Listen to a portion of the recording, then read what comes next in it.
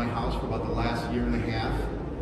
The one emergency reaction our family had was to bring in my mother-in-law to the house.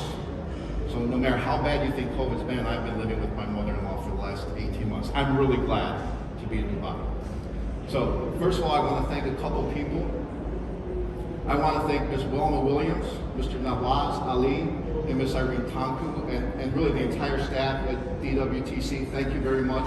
Really appreciate all the help. I'd also like to thank our mission partner, Elite VAD, and their leader, Mr. Yasser Ansar. We're parked right outside the exit here. We'd love to chat with you if you have a few moments. I think, Paul, this is really a good pairing between Paul's speech and presentation and mine. What I'd like to talk about is something called First Move Cyber Defense. Now, how many people have been new to an organization and you see something that's going on, there's some sort of process or some kind of outcome, and you ask, why are we doing it that way? And you get an answer that's kind of like this, I don't know. We've always been doing it that way. I'm worried, my personal opinion, I'm worried that's how we're doing cybersecurity. I don't know. We've always been doing it that way. And that way is about reacting. That way is about waiting for something bad to happen. You don't want it to, but it will. And then reacting. So what I'd like to do today is talk about, instead of reacting, be proactive. The slides I'm going to share with you, unfortunately in a very constrained amount of time, typically take like an hour and a half, 2 hours, really brainstorming some creative thinking with folks. So I'm going to give you a primer, a few select ideas, a few examples of those ideas, and then really more than anything, an invitation to visit us right outside here, or to email me. Happy to share these slides as well. Here's a little bit of the roadmap. I use the roadmap term deliberately. If you're imagining going across a continent and you want to go from point A to point B, there's lots of places along the way. These are a fraction of the places you need to follow if you're ready to change the paradigm of reacting. So I want to share some slides with you about the challenges we face. I think a lot of you will resonate with them. 4 key design principles. You cannot embark on this journey with sincerity and earnestness if you don't involve and commit to yourselves to a few key principles, and I'll share those. And then the bulk of the brief, the details, are really examples of those principles. Not just about the hunting framework, but the details of data, the details of success metrics. Okay, that's the agenda. So a little bit of a busy slide. I'd like it if you could take a few moments, think about these, and just imagine if you've ever heard or if you've actually said, I have no idea what's in my network. How many people have ever done an asset inventory and you're like, wow, I didn't know that. I didn't know we had those. Who's this? How come we have all these devices? That's crazy. What's going on here? Or, hey, it's not about finding a needle in the haystack. It's about finding a certain needle in a stack of other needles. So as you look at these, what I call challenges or pathologies, of the 6 up here, how many people can resonate with at least 3? How many of the challenges up there bother people at least 3 times? Okay. So they're real, and what I'd like to do is introduce some concepts and design principles that start to defeat that. So my assertion here is, if you're ready to be a hunter and not a reactor, if you're ready to take the fight to the adversary instead of waiting for them to punch you in the throat, there's 4 key principles you want to start with. First and foremost, everything has got to be about the data.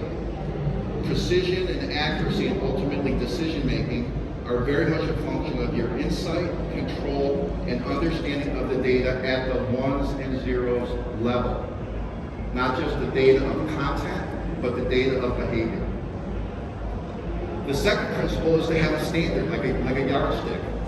I'm a big football fan. Every spring there's a draft combine, and they have a whole bunch of measures by which they look at certain athletes. It's a standard. The standard I think you have to adopt is you have to define and adhere to a malware attack chain that you understand, and more importantly, that your analysts, your SOC managers, and your executives embrace.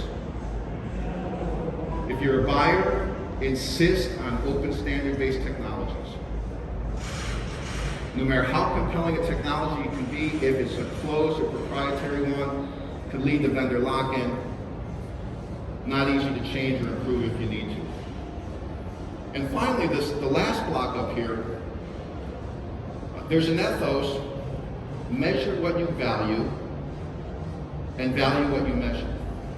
So to the extent you're all about data, to the extent you have a malware attack chain defined in your mind, you must be able to measure at every point along the malware attack chain, am I getting better or worse?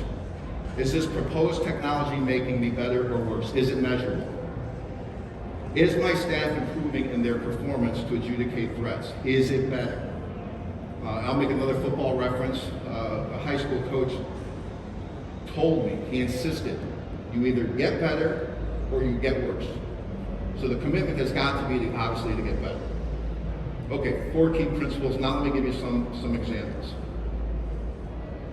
So this is a malware attack chain. It is not the malware attack chain. If you Google malware attack chain, you'll see literally dozens of representations, and they're all good. The most important thing is not which one is the best, it's which one works for you. By my standards, I work with U.S. government clients a lot. Candidly, in my opinion, the MITRE ATT&CK framework is the gold standard. Very well defined, very easy to measure, universal, especially in the U.S. government space. Now what you see up here is you go from left to right, and you look at the black words. Those are a set of functions that the actors perpetrate against you that you use to respond to them. Now across that malware attack chain, whichever one you pick, but pick one, you have to make sure they are mutually exclusive and collectively exhaustive. You have to have a way to break them down so that I know how Joe is doing in terms of intrusion. I know how the system is working in terms of detecting beaconing, or C2. Malware attack chain, understanding on the quantified level what those functions are across the attack chain.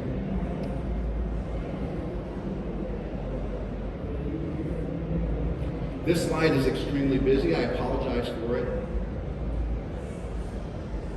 What you see here is a representation of that other design principle. Know and master your data.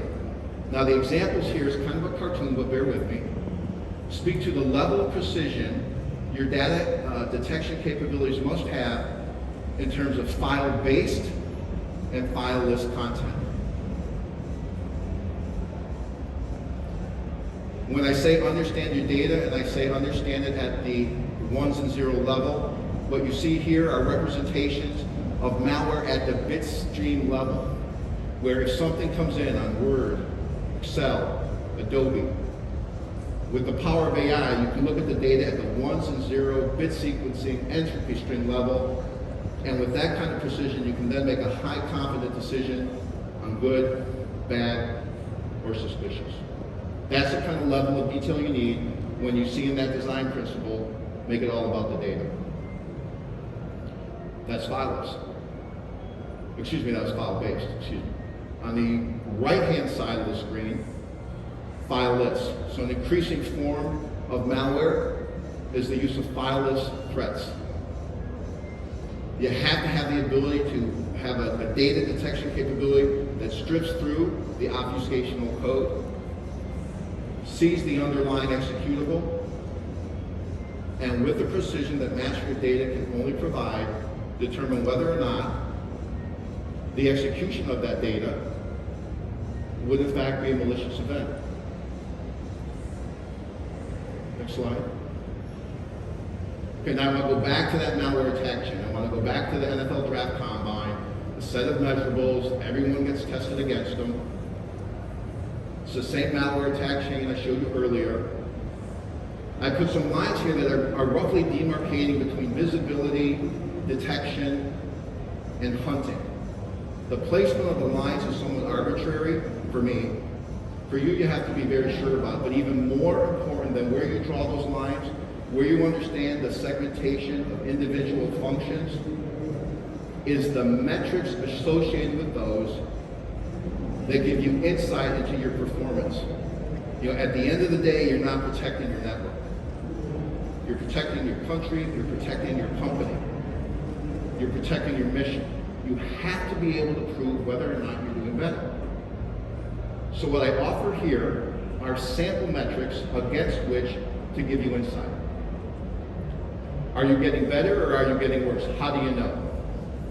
So along the malware attack chain, you should have a team that works with or knows different ways to take a temperature check, to look at metrics to tell you whether or not you're doing good or bad. What you see here are just a set.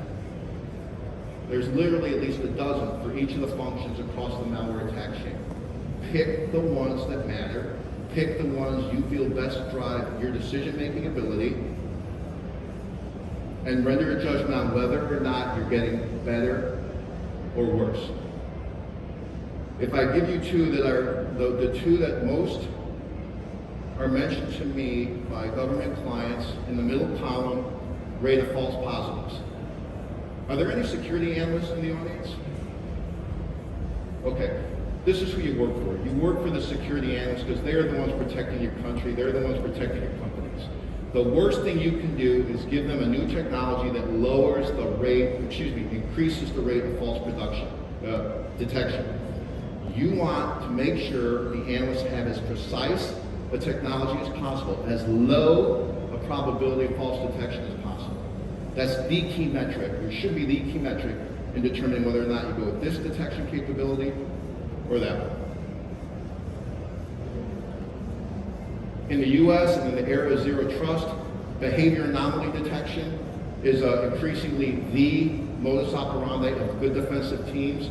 If there's one metric on that part of the malware attack chain, it's percent of understanding as a function of live streaming data versus, oh, I got an IOC. If your hunt team is living on indicators of compromise, they are not hunting, they're reacting. So to the extent they're looking at data in motion and applying analytics and gaining insight into user behavior, entity behavior, device behavior, etc., now you're hunting. If you only take away one thing from this slide, make sure you have quantifiable metrics against which you can prove, am I getting better or am I getting worse?